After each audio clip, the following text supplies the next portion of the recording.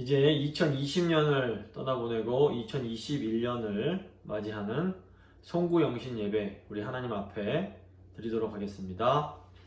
묵상 기도 하십니다.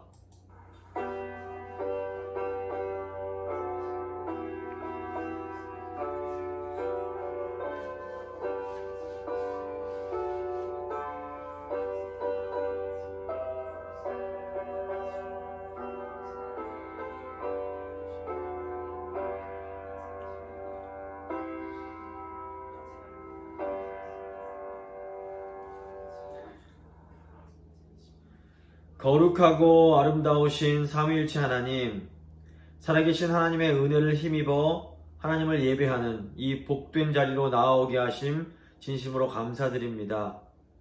성부 하나님, 우리의 경배를 받으시고 전능하신 창조의 능력으로 이 땅을 다시 새롭게 창조하여 주시옵소서. 성자 예수님, 우리의 경배를 받으시고 그 구원의 능력으로 택한 자들을 구원하여 주시옵소서. 성령 하나님, 주님을 경배하는 우리를 더 정결하게 하시고 거룩한 교회가 되게 하여 주시옵소서.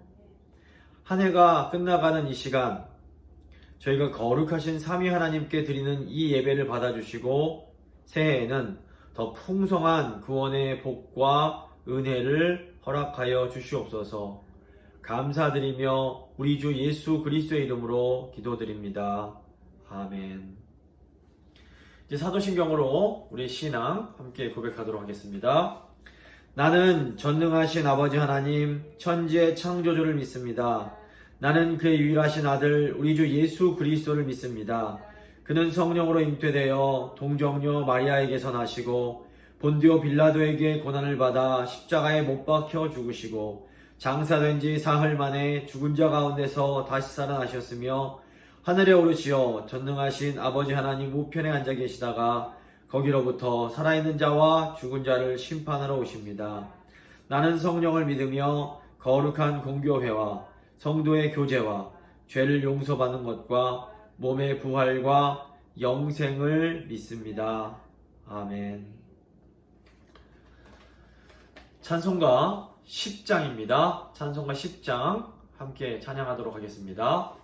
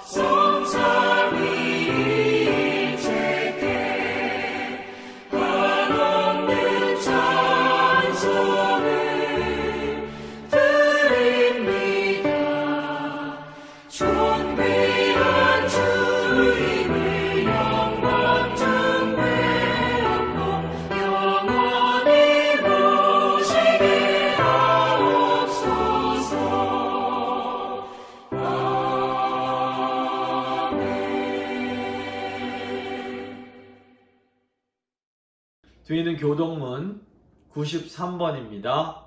교동문 93번 함께 교독하도록 하겠습니다.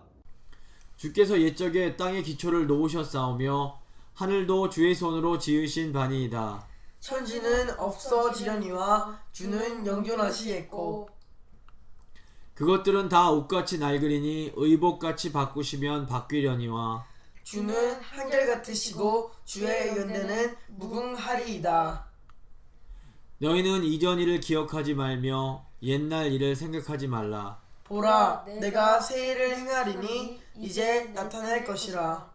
너희는 유혹의 욕심을 따라 썩어져가는 구습을 따르는 옛사람을 벗어버리고 오직 너희의 심령이 새롭게 되어 하나님을 따라 의와 진리의 거룩함으로 지으심을 받은 새 사람을 입으라. 그런즉 누구든지 그리스도 안에 있으면 새로운 피조물이라. 이전 것은 지나갔으니 보라, 새 것이 되었도다. 새 계명을 너희에게 주노니 서로 사랑하라. 내가 너희를 사랑한 것 같이 너희도 서로 사랑하라. 아멘. 찬송가 550장입니다. 찬송가 550장 찬양하겠습니다.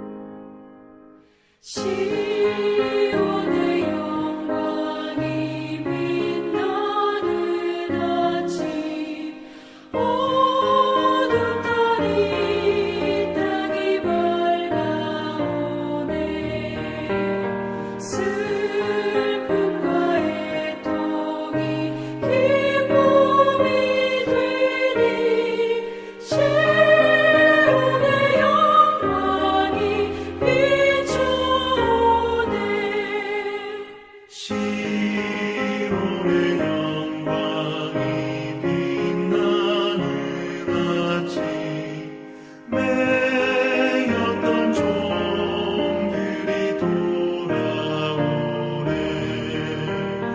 오래전 선지자 꿈꾸던 복을 만민이 다 같이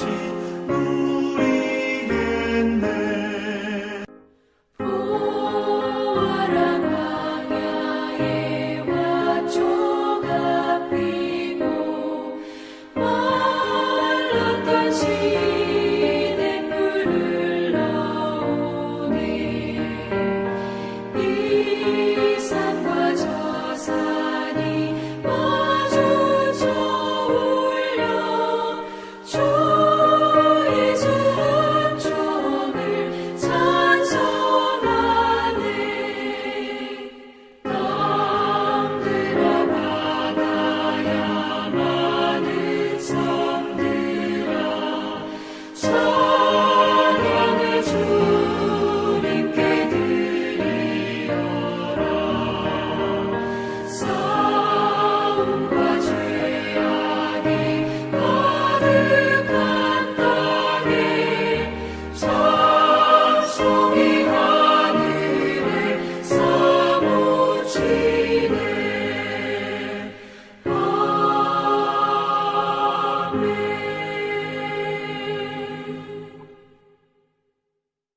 기도하시겠습니다.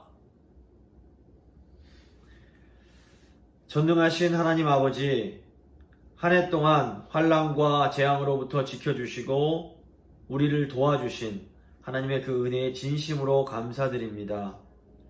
지난 한 해 동안 하나님의 말씀을 들으면서도 하나님의 뜻을 온전히 이해하지 못하고 하나님과 이웃을 섬기는 일에 태만하며 세월을 아끼고 살지 못했던 저희의 어리석음을 용서하여 주시옵소서.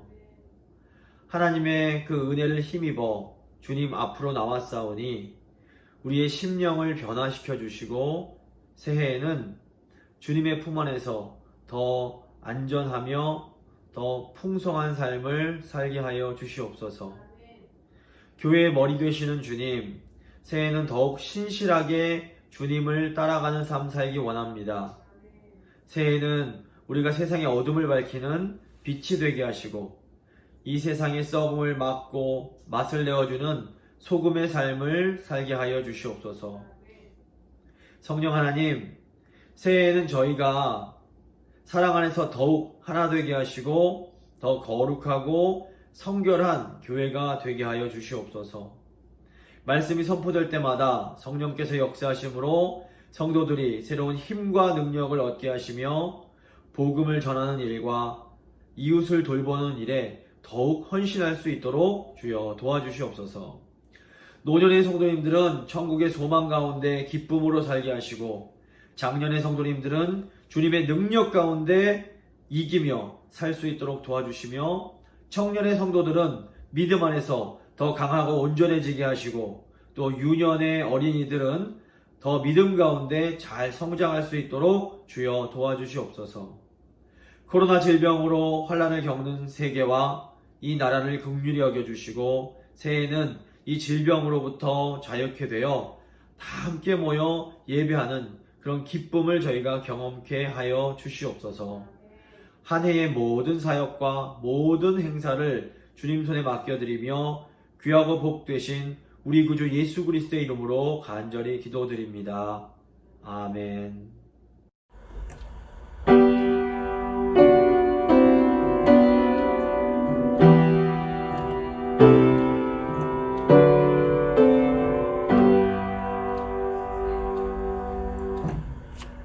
오늘 주신 하나님 말씀은 사도행전 1장 1절부터 2절까지의 말씀입니다. 사도행전 1장 1절부터 2절까지의 말씀 제가 봉독해 드리도록 하겠습니다. 데오빌로여, 내가 먼저 쓴 글에는 무릇 예수께서 행하시며 가르치시기를 시작하신부터 그가 택하신 사도들에게 성령으로 명하시고 승천하신 날까지의 일을 기록하였노라. 아멘. 이제 특별 찬양 순서가 되겠습니다.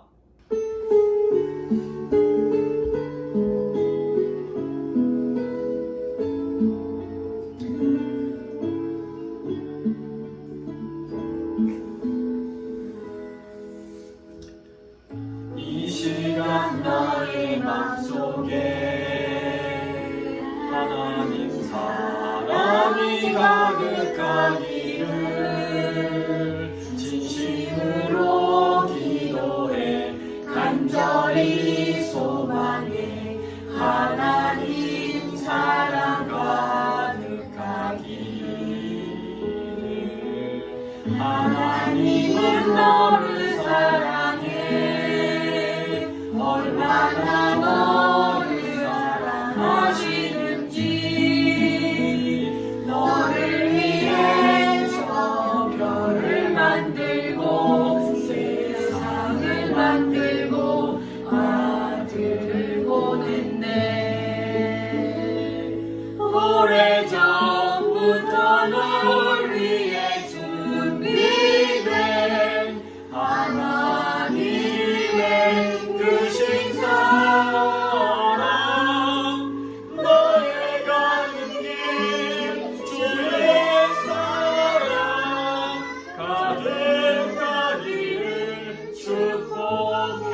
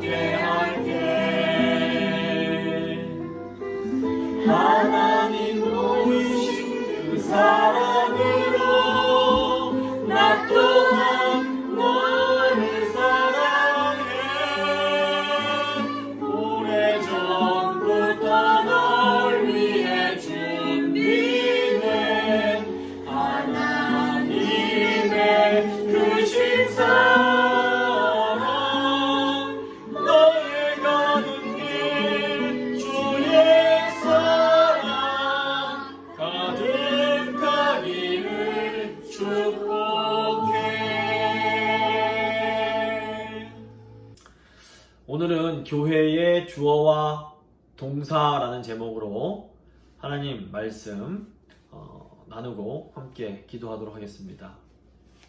어느새 2020년 한 해가 지나가고 이제 새해를 곧 앞두고 있습니다. 제가 구태여 말씀드리지 않더라도 올해는 그 어떤 다른 해와는 아주 다른 해였습니다. 예상치 못한 전염병으로 3월부터 저희가 예배당에서 모이지 못하고 지금까지 9개월 이상 이렇게 온라인으로 예배를 드려오고 있습니다. 2020년이 이제 다가오는 송구영신 예배 때 나눴던 설교 제목이 풍성한 열매였습니다. 아마 기억하고 계신 분들도 계실 텐데, 올해 이제 새롭게 송구영신 예배를 준비하면서 도대체 올 한 해 무슨 열매가 맺혔는가 이렇게 생각을 해보게 되었습니다. 저희가 이게 외적으로만 보면 사실 올해는 큰 기근의 시간이요 고난의 시간이었다라고 볼 수 있습니다. 이 전염병 때문에 모든 사회 활동이 심하게 제한이 되고 이로 인해서 경제적으로 큰 어려움을 겪는 분들이 많게 되었습니다. 또 결과적으로 가정적으로나 또 심리적으로 많은 고통을 겪는 분들이 생기게 되었습니다. 그런데 이런 어려움 중에서도 영적인 열매는 풍성하게 맺힐 수 있었던 것 같습니다. 사도행전을 보시면 이제 사도 바울이 빌립보에서 전도를 하다가 이 감옥에 갇히는 일이 생깁니다. 이때 바울과 실라가 감옥 안에서 하나님을 찬양합니다. 감옥의 죄수들이 이 찬양을 다 듣고 있는 가운데 지진이 나서 옥문이 열리고 창고가 다 풀리게 됩니다. 간수가 잠을 자다가 이 지진 때문에 잠을 깨어서는 옥문이 열린 것을 보고는 아이고 죄수들이 다 도망쳤겠구나, 이제 나는 큰 벌을 받는 것을 면치 못하겠다라고 생각하고 자결을 하려고 합니다. 이때 사도 바울이 이 간수가 자결하는 것을 말리면서 그러지 말라고, 우리가 다 여기 그대로 있다라고 하면서 간수를 말리게 됩니다. 결국 이 사건으로 인해서 간수와 가정이 모두 회심을 하고 세례를 받고 구원을 얻는 일이 이제 일어나게 됩니다. 이걸 보면 영적인 열매는 우리의 외적인 상황이 좋아야만 맺히는 것이 아니라는 것을 저희가 분명하게 보게 됩니다. 올 한 해를 돌아보면 하나님께서 우리 교회에도 풍성한 영적 열매를 허락해 주신 것을 보게 됩니다. 무엇보다 성도님들이 이 어려운 중에도 하나님의 은혜를 고백하며 감사하는 생활을 하셨습니다. 성도님들 한 분 한 분께서 흔들리지 않는 믿음으로 하나님 말씀을 꽉 붙잡으시고 가정과 또 일터에서 순종하기 위해서 몸부림치는 그런 삶을 살아가고 계십니다. 이렇게 고난 가운데에서도 하나님을 의지하며 하나님께 감사한 생활을 하는 이것이 감옥에 갇힌 바울과 실라가 그 상황 속에서 하나님을 찬양하는 것과 일맥상통하는 거라고 볼 수 있습니다. 우리가 아무것도 할 수 없는 상황에서도 하나님께 감사하며 살아가는 것이 아주 놀라운 영적인 힘이 있습니다. 감사하게도 우리 교회 청년들이 어린 학생들을 섬기기 위해서 스스로 이렇게 움직이기 시작했습니다. 목회자가 이것 좀 합시다 이렇게 말을 해서 움직이는 것이 아니라 청년들이 먼저 자원함으로 우리 어린 세대들을 위해서 무엇을 해줄 수 있을까 이렇게 고민하면서 그 일을 하기 위해서 지금 조금씩 마음을 모으고 있습니다. 저는 이것이 우리 교회의 아주 중요한 영적 열매라고 믿습니다. 참 놀라운 것은 이 코로나로 인해서 우리가 할 수 있는 것이 별로 없는 상황에서 이런 일들이 일어나고 있다라는 것입니다. 사도 바울은 이렇게 성도들이 영적으로 자라나게 하시는 분은 오직 하나님뿐이시다라고 말을 합니다. 고린도전서 3장 6절 7절 보시면 나는 심었고 아볼로는 물을 주었으되 오직 하나님께서 자라나게 하셨나니 그런즉 심는 이나 물 주는 이는 아무것도 아니로되 오직 자라게 하시는 이는 하나님뿐이니라 이렇게 말씀합니다. 하나님께서 우리 교회 성도님들의 그런 믿음을 자라나게 하고 계십니다. 우리가 뭘 이렇게 좀 적극적으로 하는 중에 이런 열매들이 맺힌다면, 아, 역시 내가 열심히 노력하고 애쓴 보람이 있네, 이런 생각을 할 수가 있습니다. 하지만 이렇게 코로나 상황 속에서 우리가 아무것도 할 수 없는 가운데 이런 열매가 맺히면, 야, 역시 이건 주님이 하시는 거구나, 이런 고백을 할 수밖에 없는 것입니다. 우리가 자라나게 할 수 없는 것은 분명합니다. 그런데 또 교회인 우리가 계속해서 말씀으로 씨를 심고 기도로 물을 줄 때에 하나님께서 우리 교회를 통해서 우리 성도님들 한 분 한 분을 통해서 이런 놀라운 영적 열매를 맺어 가실 수가 있는 것입니다. 지금 우리가 맞이하고 있는 이 현실이 굉장히 어려운 현실이라는 것은 분명해 보입니다. 이 어려운 현실 속에서 믿음으로 살아가기 위해서 필요한 것이 있는데, 그것이 바로 지혜입니다. 그래서 저희가 이제 주일마다 요즘 야고보 사도가 전한 그 말씀을 통해서 이 영적인 지혜, 현실 속에서 믿음으로 살아낼 수 있는 지혜를 우리가 배우기 위해서 노력하고 있습니다. 또 지난 2020년 한 해 동안 오후 예배 때에 요한계시록을 쭉 같이 공부를 했습니다. 이 요한계시록 말씀을 전하기 위해서 제가 개인적으로 공부하고 이렇게 또 말씀을 나누면서 저에게 참 영적인 유익이 컸던 것 같습니다. 무엇보다 큰 유익은 교회인 우리들의 미래가 참으로 밝기 때문에 이 현실이 어렵고 힘들어도 결코 두려워할 필요가 없다라는 사실을 확인할 수 있었던 것입니다. 이 세상에 아무리 어렵고 힘든 일이 많다고 해도 우리 교회에게는 아주 영광스러운 미래가 기다리고 있습니다.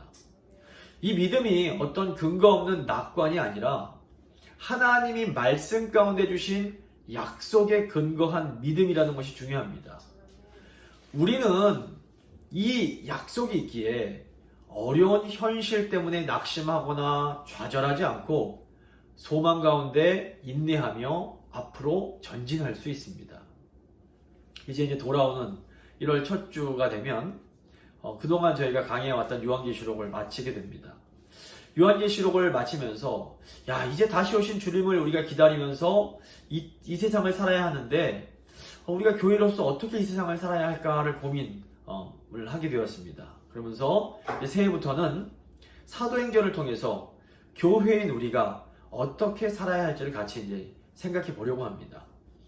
이 사도행전 가장 앞부분을 보면 주님의 몸된 교회는 예수님의 행하심과 가르침으로부터 시작이 됩니다.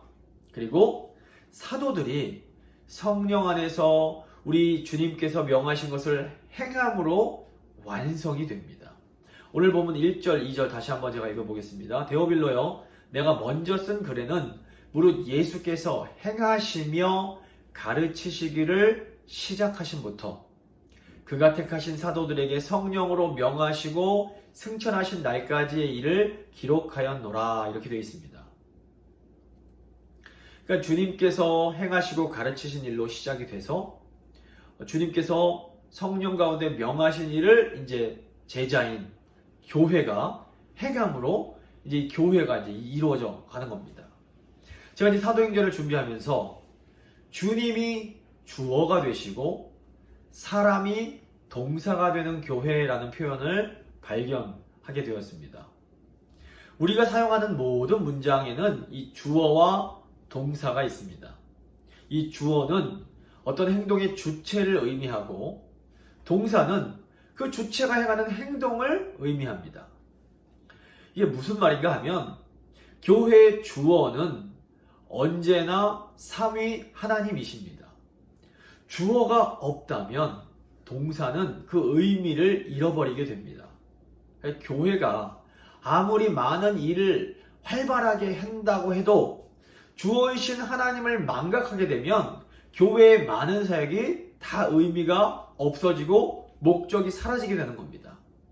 그러므로 교회인 우리는 우리의 주어가 성삼위 하나님이시라는 것을 반드시 기억할 필요가 있습니다. 하지만 감사하게도 주어이신 하나님께서는 교회인 우리를 당신의 동사로 삼아 주셨습니다. 이게 무슨 의미인가 하면 하나님께서 역사하실 때 교회인 우리를 통해서 행동하시기로 작정을 하신 것입니다. 물론 전지전능하신 하나님은 교회 없이도 그냥 말씀으로만으로도 얼마든지 일하실 수 있습니다. 그래서 창세기 보시면 하나님께서 이 세상 창조하실 때에 그냥 말씀으로 창조를 하십니다. 그런데 하나님께서 이 말씀을 사람의 육신이 되어 이 땅으로 보내주십니다. 육신이 되신 말씀이신 예수님은 이 땅에서 하나님의 일을 직접 몸소 보여주셨습니다.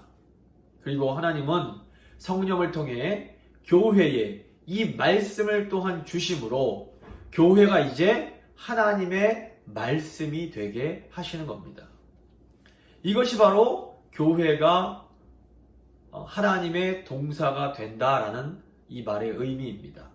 그래서 오늘날에는 우리 삼위일체 하나님께서는 교회인 우리를 통해서 이 놀라운 구원의 사역을 행하시는 겁니다. 그래서 우리 신앙에는 크게 두 가지 차원이 있습니다. 하나는 수동적인 차원이고 하나는 능동적인 차원입니다. 이 수동적인 차원이라 함은 무언가를 받아내는 믿음을 말합니다. 우리는 하나님으로부터 구원을 받아야 하고 의롭다 여기심을 받아야 하고 위로를 받고 복을 받고 또 때로 잘못하면 징계도 받아야 합니다. 우리 신앙에는 이렇게 우리가 하나님으로부터 받아야 하는 그런 차원이 분명히 존재합니다. 하지만 동시에 우리 신앙에는 능동적인 차원이 있습니다. 능동적인 차원이라 함은 행하는 믿음을 의미합니다. 하나님은 우리를 하나님의 구원 역사의 동역자로 불러주셨습니다.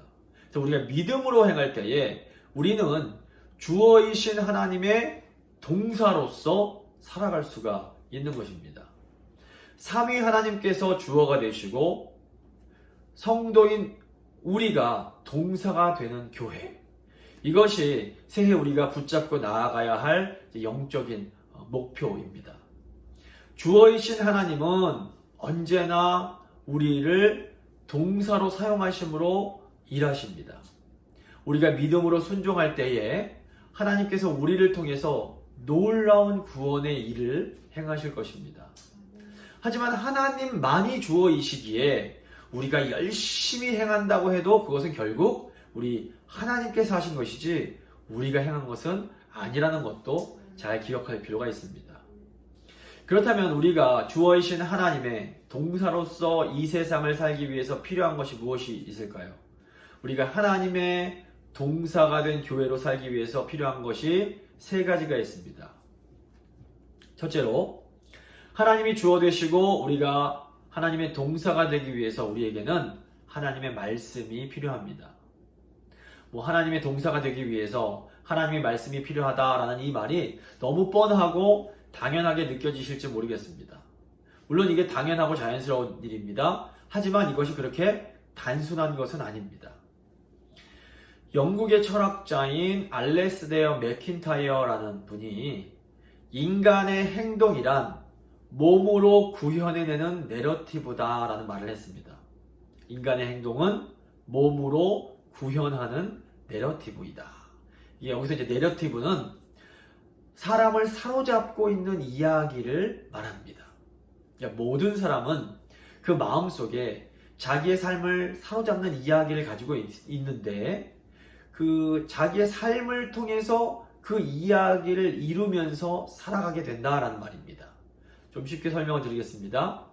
한국에 한 정치인이 있는데 어릴 적에 이 존 F 케네디 대통령에 대한 전기를 읽고 나서 그 이야기를 자기의 내러티브로 받아들이게 됩니다. 그 이후로 이 사람의 삶이 이 내러티브, 이 존 F 케네디의 이야기를 자기 삶으로 이루어가는 삶이 되는 겁니다. 실제로 이 정치인이 10대 시절에 미국으로 유학을 와서 존 F 케네디가 다녔던 고등학교에 들어갑니다. 그리고 열심히 공부를 해서 케네디가 졸업한 하버드 대학교에 들어가서 정치인으로서의 꿈을 키우게 됩니다. 그리고 이런저런 사회 경험을 쌓다가 한국에서 결국에는 국회의원이 됩니다. 물론 이제 미국과 한국의 정치적인 현실이 다르고 이 존 F 케네디가 활동했던 20세기와 오늘날 21세기가 좀 많이 다르다는 이 한계 때문에 지금은 정치를 이제 그만두게 되었습니다.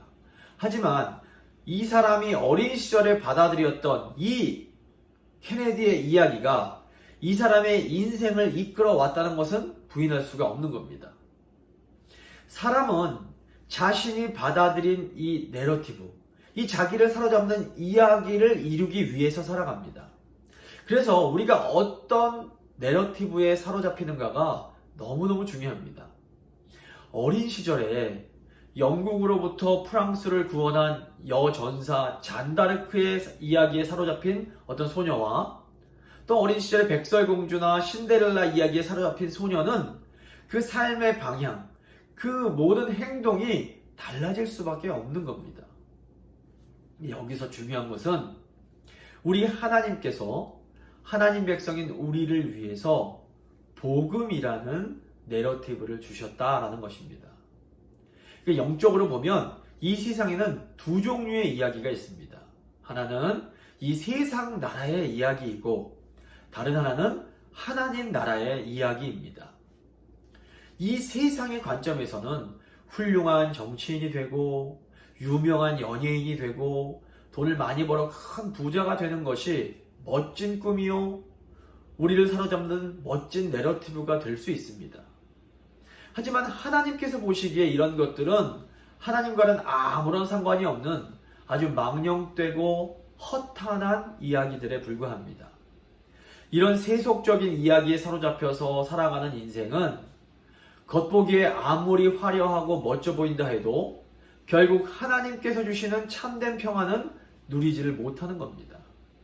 나아가 이런 세상에 속한 이야기들에 사로잡혀서 자기의 몸으로 이 세상 나라의 내러티브를 구원하는 사람은 절대로 삼위 하나님의 동사가 되는 그런 삶을 살아갈 수는 없는 겁니다. 사도 바울은 자기 아들과 같은 이 디모데에게 이런 허탄한 세상 이야기를 버리고 하나님 나라의 이야기, 복음의 내러티브를 꽉 붙들고 살아가라 이렇게 충고를 합니다. 디모데전서 4장 7절입니다. 망령되고 허탄한 신화를 버리고 경건에 이르도록 내 자신을 연단하라. 경건에 이르도록 내 자신을 연단하라 라는 것은 하나님 나라의 이야기, 복음의 내러티브에 사로잡혀서 우리의 몸으로, 우리의 삶으로 그 이야기를 계속해서 구현하는 연습을 하라는 것입니다. 그러니까 성도를 사로잡는 이야기는 이 세상의 이야기가 아니라 하나님 나라의 이야기가 되어야만 합니다. 하나님의 말씀인 성경에 이야기가 많이 나오는 이유가 바로 이 때문에 그렇습니다. 이 이야기들에 꽉 붙들려서 살아가라는 겁니다. 죄로 인해 타락한 이 세상에서 믿음으로 순종하는 사람들의 이야기가 우리들의 생각, 우리들의 마음, 더 나아가 우리들의 상상력을 사로잡아야만 됩니다. 노아의 이야기는 불신자들의 비웃음 속에서도 믿음으로 하나님 말씀에 순종하며 방주를 준비한 멋진 신앙인의 이야기입니다. 우리가 이 노아의 이야기에 사로잡힐 때에 우리는 우리 신앙을 조롱하는 사람들 그 안 가운데서도 믿음이 흔들리지 아니하고 계속해서 믿음의 방주를 지으며 살아갈 수 있게 됩니다. 또 야곱의 아내 레아의 이야기는 남편에게 사랑받지 못했지만 결국 믿음으로 유다를 낳고 하나님을 찬양하는 삶을 살았던 믿음으로 승리한 여인의 이야기입니다. 우리가 이 레아의 내러티브에 사로잡힐 때 우리는 가정적으로 어려운 중에도 하나님 한 분만으로 기뻐하며 만족하는, 승리하는 삶을 살아갈 수가 있게 됩니다. 또 요셉 이야기는 성경에서 가장 재미있고 매력적인 이야기 중 하나입니다.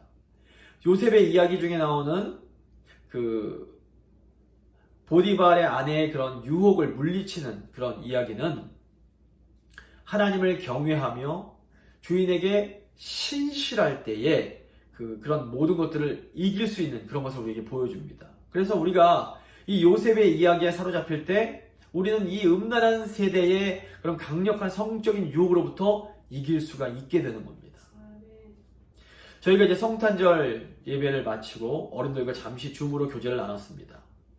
저희 교회 어른들께서 이제 하시는 말씀을 들어보면 저희 어른들이 이 천국에 대한 소망으로 가득 차 있는 것을 보게 됩니다. 이것은 우리 어른들이 마음속에 요한계시록에 나오는 그 천국의 이야기에 붙들려 있음을 우리가 보게 되는 겁니다. 우리가 하나님의 동사로서 살아가려면 우리는 무엇보다 이 하나님 나라의 이야기, 복음의 내러티브에 사로잡혀야 합니다. 새해에는 더욱 이 하나님의 말씀에 사로잡히는 우리 모두가 될 수 있기를 간절히 바랍니다. 둘째로 하나님께서 주어가 되시고 우리가 하나님의 동사가 되기 위해서 우리는 간절한 기도가 필요합니다. 제가 아까 앞에서 신앙에는 수동적인 차원과 능동적인 차원이 있다라고 말씀을 드렸습니다. 비슷한 의미에서 우리가 하는 기도에도 이런 두 가지 차원이 있습니다. 우리 기도에는 수동적인 차원이 있습니다. 우리는 하나님께서 복을 주시고 그 복을 받기 위해서 기도해야 됩니다. 우리가 하나님께 복을 달라고 구하는 것이 나쁜 것이 결코 아닙니다. 피조물인 인간은 창조주 하나님께서 복과 은혜를 주셔야만 살 수 있는 존재입니다. 그러므로 우리 마음의 소원을 주께 아뢰고 하나님 주세요 이렇게 기도하는 것은 필요한 일이고 좋은 일입니다. 하지만 우리의 기도가 그저 수동적인 차원에만 계속 머물면 이제 이게 문제가 되는 것입니다. 기도란 본래 성령 안에서 말씀을 통해 하나님과 깊은 교제를 나누는 겁니다. 이 교제라는 것은 이제 사귀는 것인데 어떻게 사귀는가 하면 말과 행동을 통해 서로 마음을 주고받는 게 바로 교제입니다. 그래서 우리 기도에는 하나님으로부터 받는 수동적인 차원뿐 아니라 하나님께 드리는 이 능동적인 차원이 반드시 있게 됩니다. 그렇다면 능동적인 차원의 기도는 무엇일까요? 우리가 기도할 때에 하나님의 뜻을 이루어 드리기 위해서 기도하는 것을 말합니다. 그러니까 우리가 하나님 뜻대로 살기 위해서는 반드시 기도가 필요합니다. 우리가 머리로는 내가 어떻게 행동해야 되는지 잘 알면서도 이 행동으로 되지 않을 때가 참 많습니다. 그러니까 배우자를 더 아끼고 더 사랑하고 더 존경해야 한다는 것을 머리로 너무 잘 알고 있습니다. 근데 머리로는 이렇게 잘하는데 몸이 잘 따라주지를 않는 겁니다. 이때가 바로 우리에게 간절한 기도가 필요한 시점입니다.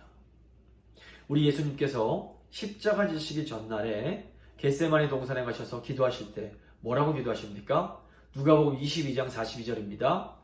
아버지여, 만일 아버지의 뜻이거든 이 잔을 내게서 옮기시옵소서. 그러나 내 원대로 마시옵고 아버지의 원대로 되기를 원하나이다.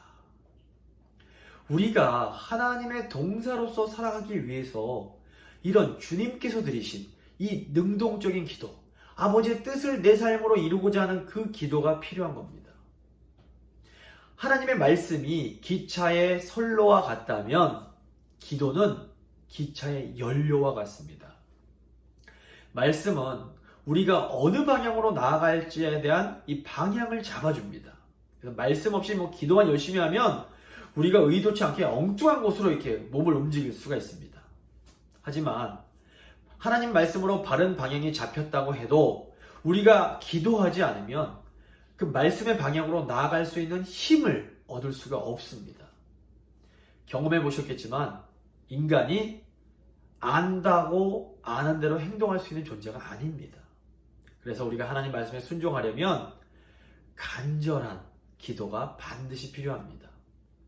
새해에는 이제 저희 교회에서 삼겹줄 프로젝트를 진행하려고 합니다. 그래서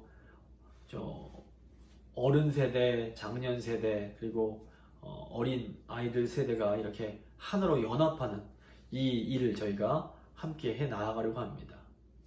세 세대가 영적으로 하나 되는 이 사역은 당연히 하나님께서 너무너무 기뻐하시는 사역입니다. 하나님이 기뻐하신다는 것은 마귀가 당연히 너무 싫어한다는 겁니다. 그래서 아마도 이 일이 그렇게 쉽지만은 않을 겁니다. 그렇기 때문에 우리는 우리 주님의 마음으로 더 열심히, 더 간절히 기도할 필요가 있습니다. 새해에는 성령 안에서 더욱 깨어 기도함으로 우리 교회가 정말로 우리 주님의 동사되는 그런 일이 있기를 간절히 소망합니다. 셋째로, 우리 하나님께서 주어가 되시고 우리가 하나님의 동사가 되기 위해서 우리에게는 헌신이 필요합니다. 헌신은 말 그대로 우리의 몸을 드리는 겁니다. 사도 바울은 우리 몸을 하나님께 산 제물로 드려라 이렇게 말을 합니다. 로마서 12장 1절입니다. 그러므로 형제들아, 내가 하나님의 모든 자비하심으로 너희를 권하노니 너희 몸을 하나님이 기뻐하시는 거룩한 산 제물로 드리라. 이는 너희가 드릴 영적 예배니라. 이 예배에는 기본적으로 제사라는 의미가 포함이 됩니다. 제사는 제물을 하나님께 드리는 것인데 이 제물에는 반드시 우리 자신이 담겨 있어야 됩니다.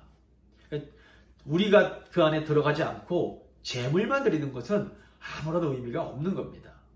창세기 4장을 보시면 하나님께서 아벨과 아벨의 제사는 받으시는데 가인과 가인의 제물은 받지를 않으십니다. 이것은 가인이 그 제물에 자신의 마음을, 자기 자신을 담아서 드리지 않았기 때문입니다. 1816년 스코틀랜드의 한 교회에서 선교 헌금을 드렸다고 합니다. 근데 그때는 헌금 바구니를 꽤나 큰 바구니를 이렇게 들고 다녔다고 합니다. 이제 헌금위원들이 헌금을 다 걷어서 강단 앞에 이렇게 딱 놓으려고 하는데 10살짜리 조그만 꼬마가 그 헌금 바구니 안에 들어가면서 이렇게 기도를 드립니다. 하나님, 저는 헌금 드릴 돈이 없습니다. 그래서 제 몸을 하나님께 드립니다. 받아주십시오. 이 소년이 스코틀랜드 역사상 첫 번째 인도 선교사였던 알렉산더 더프라는 사람이었습니다. 이 더프는 이제 13년 후인 23세 때에 그 젊은 청년으로 인도에 가서 학교를 세우고 인도의 그 크리스찬 지도자들을 양성하는데 헌신하게 됩니다. 하나님께서 이 어린 더프의 그 헌신하려는 마음을 받으시고 결국에는 그 삶을 통하여 귀한 사역의 열매를 맺게 하신 겁니다. 하나님께서는 우리의 헌신을 통해서도 아름다운 열매를 맺게 하실 겁니다. 여기서 조심해야 될 것은 우리의 헌신이 단순히 교회에서만 이루어지는 것은 아니라는 겁니다. 우리의 헌신은 우리 삶의 모든 부분에서 이루어져야 합니다. 우선 우리는 가정에서 우리 몸을 주님께 드려야 됩니다. 어떻게 할 수 있습니까? 우리가 주님께 하듯 부모님을 섬기고, 또 우리가 주님께 하듯 배우자를 섬기고, 우리가 주님께 하듯 자녀를 섬기는 것이 우리가 주님께 드려야 할 헌신이라고 할 수 있습니다. 또 우리가 직장에서 고객들에게 최고의 서비스를 제공함으로 우리는 우리 몸을 주님께 드려야 합니다. 이 서비스란 단어가 본래 섬김의 의미입니다. 그러니까 우리가 우리를 찾아오는 고객들을 주님처럼 섬길 때에 우리 이웃의 삶에 우리를 통해 놀라운 주님의 은혜가 임하게 되는 겁니다.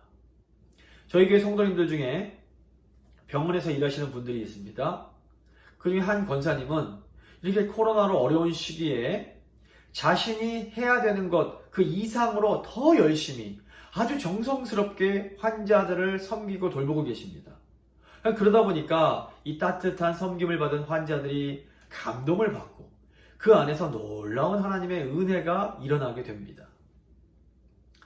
또 이제 우리는 교회에서도 주님과 또 교인을 섬김으로 우리 몸을 주님께 드려야 합니다. 사실 주일은 우리 주님의 날입니다. 저희가 코로나 때문에 지금 몸으로 모이지 못하지만 본래 이 주일이라는 것은 공동체로 함께 모여서 같이 예배드리고 함께 말씀을 배우고 함께 기도하고 교제하면서 다 같이 기뻐하며 서로를 섬기는 날입니다. 아마 지금 다 저희가 이 날을 지금 간절히 기대하고 소망하고 있습니다. 저희가 이제 새해에 주님의 동사로 살아가는 그런 교회가 되기 위해서 우리가 이제 이것을 목표로 두고 좀 앞으로 나아갈 필요가 있습니다. 말씀을 좀 마무리 좀 보겠습니다. 내가 열심히 무엇을 하려고 하는 것이 아니라 하나님 말씀의 인도하심에 따라서 성령과 함께 살아가다 보면 하나님께서 우리를 주님의 동사로 살게 해 주실 겁니다. 다가오는 새해에는 우리 삼위 하나님께서 우리의 주어가 되어 주시고 성도인 우리는 동사로서 행하고 살아가는 교회가 될 수 있기를 주님의 이름으로 간절히 축원드립니다.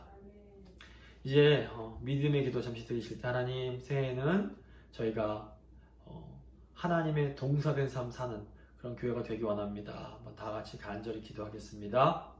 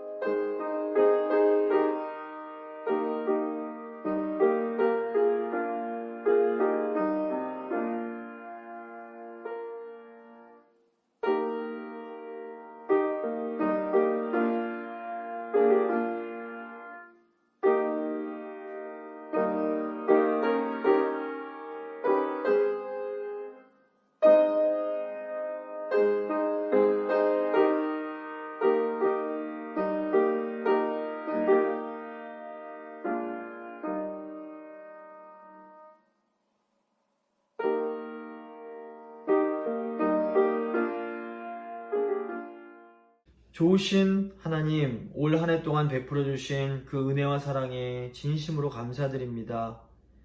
새해에도 저희 모든 삶의 주어가 되어 주시고 새해에는 저희가 더 온전한 주님의 동사된 삶 살아갈 수 있도록 주여 도와주시옵소서.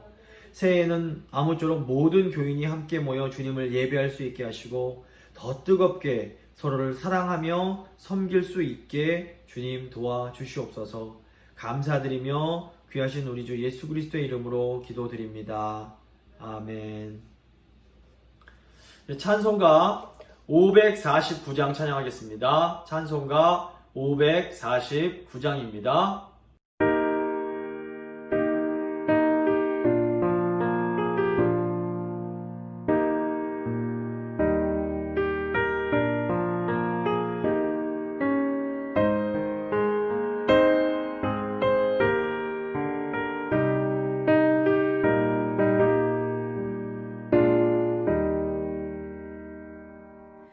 내 주여 뜻대로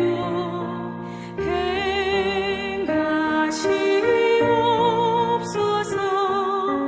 온 몸과 영혼을 다 주께 드리니 이 세상 돌아간 주 인도하시고 널 주관하셔서 뜻대로 하소서. 내 주여 뜻대로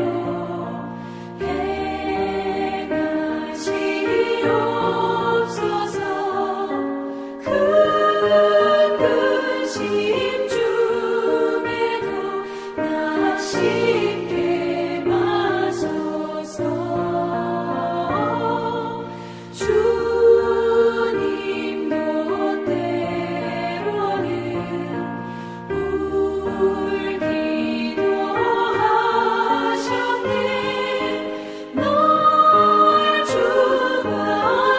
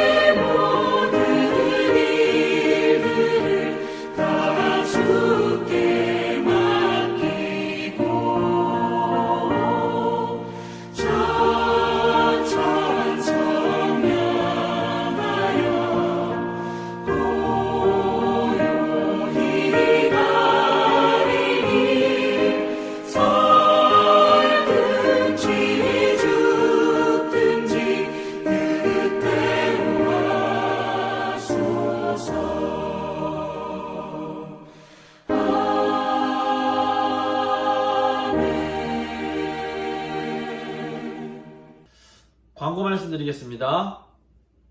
이제 잠시 후면 새해가 되는데 저희 가족들이 교인들을 대표해서 새해 인사를 좀 드리도록 하겠습니다.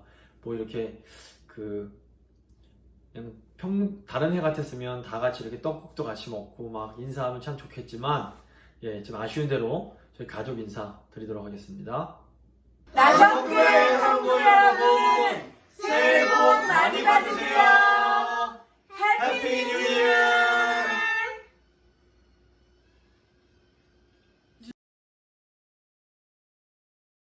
저희가 지난 3월부터 전혀 예상치 못한 이 코로나 때문에 온라인으로 예배를 드리고 있습니다. 참 힘든 한 해였는데 성도님들께서 지금까지 영육간에 이렇게 건강하게 지내주셔서 참 감사를 드립니다. 이제 백신도 나와서 보급이 되고 있고 조금만 저희가 더 참고 기다리면 곧 이제 이 질병이 지나가게 될 겁니다. 그때까지 서로를 위해서 더 열심히 기도하면서 조금만 더 인내하며 잘 버텨주시기를 부탁드립니다. 하나님께서 우리 성도님들 한 분 한 분 마음 중심을 보시고 새해에는 더 큰 풍성한 복을 주실 줄 믿습니다. 그리고 이제 예배 마친 후에 아쉬운 대로 카톡방 통해서 새해 인사 나눠주시고 이렇게 안부를 전해주시기를 부탁을 드립니다. 이제 오늘의 말씀 로마서 12장 1절 말씀입니다. 로마서 12장 1절 말씀 저희가 한 목소리로 같이 읽도록 하겠습니다. 그러므로 형제들아 내가 하나님의 모든 자비하심으로 너희를 권하노니 너희 몸을 하나님이 기뻐하시는 거룩한 산 제물로 드리라. 이는 너희가 드릴 영적 예배니라. 아멘. 찬송가 552장입니다. 찬송가 552장 함께 찬양하겠습니다.